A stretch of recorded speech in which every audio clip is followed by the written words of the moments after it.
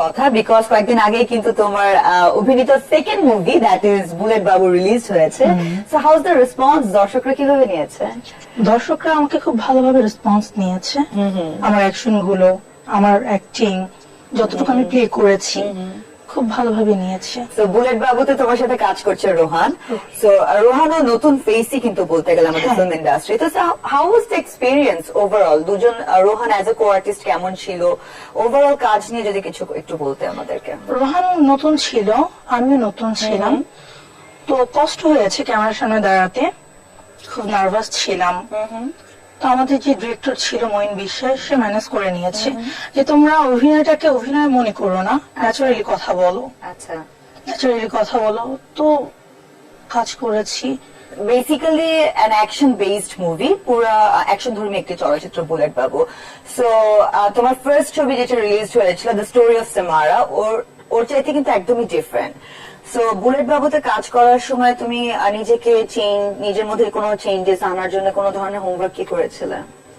Bullet বাবু যখন আমি signing করি, তো আমাকে ডিরেক্টর একটা কথাই বলে, এটা ফুললি অ্যাকশন মুভি, তো নিজেকে অ্যাকশন মনে করো।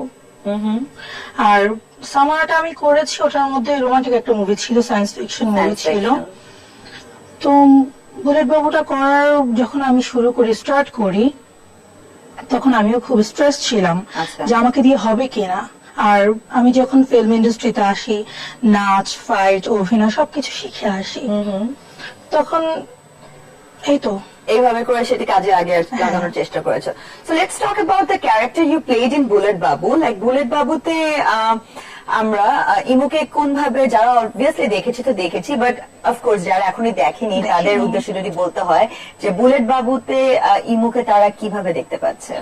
বুলেট বাবুতে ইমুক আমাকে দেখতে পাচ্ছি এভাবে যে বুলেট বাবুতে আমি খুব নিশা নামের একটি মেয়ের চরিত্রে অ্যাক্টিং করেছি, চঞ্চল একটি মেয়ে। আচ্ছা, গ্রামগঞ্জে ঘুরে বেড়ায়। পুরো অপোজিট, লাইক বাস্তবে তুমি যেমন তার অপোজিট না, একদম বাস্তবে ইমোর সাথে মিল আছে। নিশা ইমোর সাথে মিল আছে, কারণ আমি খুব ঘুরতে পছন্দ করি, খুব চঞ্চল। আচ্ছা, আর এই ক্যারেক্টারটা হচ্ছে, আমার বাবা একজন ডাক্তার ছিলেন, সে খুব সৎ লোক ছিল।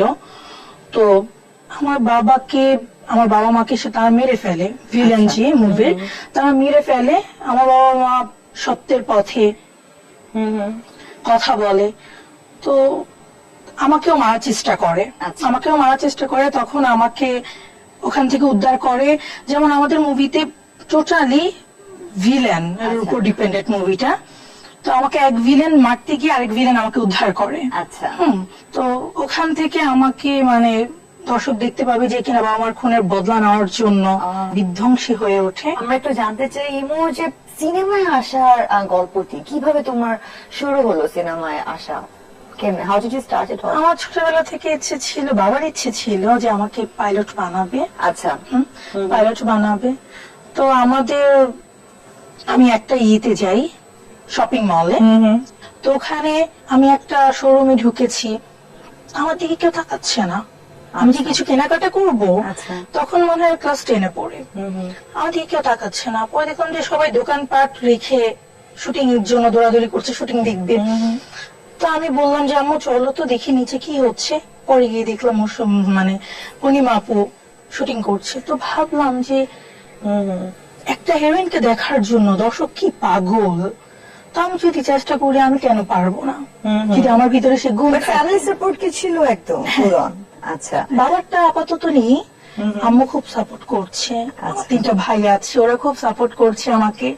তখন থেকে কি নাচ, গান, অ্যাকশন এগুলো সব শেখা হয়েছিল অন দ্যাট পারপাস নাকি? 1 বছরের মধ্যে আমি এগুলো কমপ্লিট করেছি, এখনো শিখছি। আচ্ছা, এখনো শিখছি। পরে যখন আমি নাচের ক্লাসে ভর্তি হয়েছি, নাচ কমপ্লিট করছি, তো the story of summer director Rikiya Masud, তো ভাইজান আমাকে দেখলো খুব ভালো ডান্স করছি, তো বললো যে আমার মুভির এরকম একটা ক্যারেক্টার আছে, আমি চাচ্ছি তুমি সেখানে অভিনয় করো। তো আমি খুব স্ট্রেস হয়ে গেছি যে আমি পারবো কিনা, আমাকে দিয়ে সম্ভব কিনা। ভাইয়া আমি তো আপাতত নতুন, কোনো সমস্যা নেই। ফিলিংস কেমন ছিল? লাইক ফার্স্ট মুভি অফার, ছোটবেলা থেকে স্বপ্ন দেখেছো চলচ্চিত্র নায়িকা হবে, অভিনেত্রী হবে, কিন্তু তখন আমি মনে করেছি তখন আমি মনে করেছি আমি হয়তো বা নায়িকা হয়ে গেছি, কাজ না করে নায়িকা হয়ে গেছি, আমি নেত্রী হয়ে গেছি। তো কাকে অভিনয়ের আইডল মনে করো বাংলাদেশের ফিল্ম ইন্ডাস্ট্রিতে? কার অভিনয় দেখে আসলে মনে হয় যে না আমি এই জায়গায় যেতে চাই, এরকম অভিনয় করতে চাই? শাবানা ম্যাডাম, আচ্ছা, তাকে খুব পছন্দ করি, আই লাভ হার।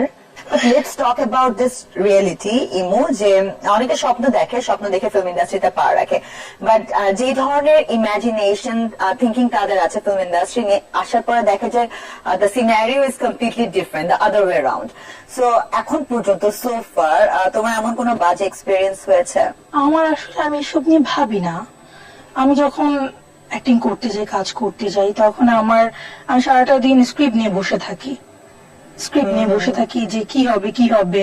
আমি যেন ক্যামেরার সামনে গেলে একবারে আমার শটটা যেন ওকে হয়ে যায়। আচ্ছা, ডিরেক্টর যেন আমাকে না বলতে হয় ইমু তুমি পারছো না, আচ্ছা, সেই সুযোগ আমি দিতে চাই না। আচ্ছা, সেটা যে কোনো ডিরেক্টর হোক না কেন। তো বাজে একটা অভিজ্ঞতা আছে, বা বাজে এটা ছোটবেলা থেকে। আমি যদি কোথাও বেশিক্ষণ বসে থাকি বা চুপচাপ থাকি, আমি বেশিরভাগ চুপচাপ থাকি, তো আমি ঘুমিয়ে পড়ি। আচ্ছা, তো এই হচ্ছে একটা বাজে অভ্যাস। আর একটা হচ্ছে যে আমি আম্মুকে খুব ভালোবাসি, যেখানেই যাব না কেন আমার মা আমার সাথে যেতে হবে।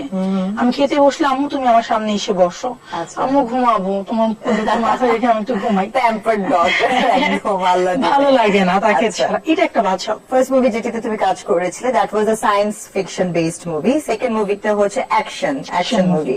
সো দুটি মুভি গল্প অফকোর্স, যেখানে দুটি মুভিতে তোমার চরিত্র ডিফারেন্ট। সো ফার কোন ধরনের চরিত্রে কাজ করে সবচেয়ে বেশি ভালো লেগেছে? Romantic movie. Romantic movie. So basically ইমু কি রিয়েল লাইফে কি রোমান্টিক?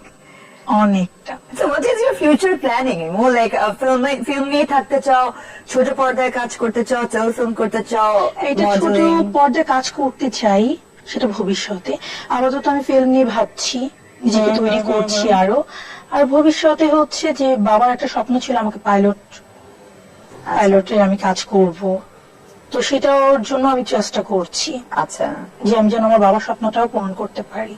এখন আমাদের ফিল্ম ইন্ডাস্ট্রিতে মাঝখানে ছিল যে শিল্পী সংকট আমরা ভুগছিলাম, বাট এখন এত শিল্পী আছে ওই তুলনায় কিন্তু মুভি নেই। সো নতুন চেহারা অনেক আসছে, আর হয়তো বা কেউ টিকে যাচ্ছে, কেউ টিকতে পারছে না, মোস্ট অফ দেম একদমই টিকতে পারছে না এই র্যাট রেসে। সো এই ভিড়ে তোমার কি মনে হয় টিকে থাকার জন্য ইমোর কি কি কোয়ালিটি আছে যেটি একদম তুমি সার্ভাইভ করে maybe in future number 1 heroine হতে পারবে বাংলাদেশে? আমি কাজকে খুব ভালোবাসি, বাকিটা হচ্ছে দর্শকের উপর, আমাকে তার কিভাবে অ্যাকসেপ্ট করবে। দর্শকরা হচ্ছে ছবির প্রাণ। তো আমার মনে হয় যে আমি আমার অ্যাক্টিং এর দিক দিয়ে যতটুকু সম্ভব আমি কাজ করে যাব, এবং আশা করছি আমি যেরকম দেখলাম সামারাতে আমি যতটুকু কাজ করেছি, মুভিটা আমার দেখা হয়নি হলে গিয়ে, বুলেট বাবু আমি যতটুকু দেখলাম যে দর্শক আমাকে খুব অ্যাকসেপ্ট করেছে। আচ্ছা, খুব অ্যাকসেপ্ট করেছে, তাদের মুখে আমার নাম, যে মেয়েটা খুব ভালো করেছে, নতুন হিসেবে মেয়েটা, মানে মনে হয় না যে ও অভিনয় করেছে কিছু, সব ন্যাচারাল ভাবে। তো আমার মনে হয় যে আমার ভিতরে যদি আল্লাহ কোনো গুণ দিয়ে থাকে, যোগ্যতা থাকে, তো আমি ভবিষ্যতে নিজেকে টিকে রাখতে পারবো আমার কাজ দিয়ে। আর what are your future projects? নতুন কোন ছবিতে কি কাজ করা হচ্ছে না, ভেবে চিন্তে সাইন করছো? ভালো মুভি হলে বছরে একটা মুভি করব, সেটা সুপার হিট হতে হবে। আচ্ছা, সুপার হিট আমার বছরে 5-6টা মুভি করার কোনো দরকার নেই। আমি কাজ করব, সেটা ভালো কাজ। তো যখন তোমার কাছে মুভির প্রপোজাল নিয়ে বা অফার নিয়ে কেউ আসছেন কোন ডিরেক্টর, তুমি কোন বেসিসে এটা জাজ করবে যে না এই মুভিটা it's gonna be a hit, super duper hit? কিভাবে তুমি ক্যালকুলেশন করবে? হচ্ছে আমি গল্প দেখবো, স্ক্রিপ্ট দেখবো, যে গল্পটাতে আমি যাচ্ছি কিনা, আমাকে মানাবে কিনা, বা আমি যে কোনো ক্যারেক্টার প্লে করতে পারবো, কিন্তু সেটা আমাকে ভালো লাগবে কিনা, সুন্দর লাগবে কিনা। আর হচ্ছে যে ডিরেক্টর কেমন, আচ্ছা, সে আমাকে প্রেজেন্ট করতে পারবে কিনা। মুভির অফার আসছে না তা না, আসছে, কিন্তু আমি ভালো কাজ করতে চাও। ওয়েল, অন দ্যাট নোট ইমু, তোমাকে অনেক অনেক শুভকামনা জানাচ্ছি। অনেক ভালো ভালো কাজ করো, তোমার স্বপ্ন অবশ্যই তুমি পূরণ করো, of course as well as your dads too. Uncle স্বপ্ন দেখছেন তোমাকে পাইলট বানানোর। আই হোপ দুটি স্বপ্নই তোমার পূরণ হোক। And thank you very much fan of Cinema Express এসে আমাদের সবাইকে সময় দেওয়ার জন্য। Thank you so much. দর্শকদের উদ্দেশ্যে যদি তোমার কিছু বলবার থাকে, প্লিজ গো অ্যাহেড। দর্শকদের উদ্দেশ্যে আমি কিছু বলতে চাচ্ছি এই হচ্ছে যে আপনারা হচ্ছেন ছবির প্রাণ, আপনারা ছবির প্রাণ। আপনারা প্লিজ যারা ছবিটা দেখেননি, ফ্যামিলির সবাইকে নিয়ে ছবিটা দেখে আসেন, আর আশা করি ভালো লাগবে।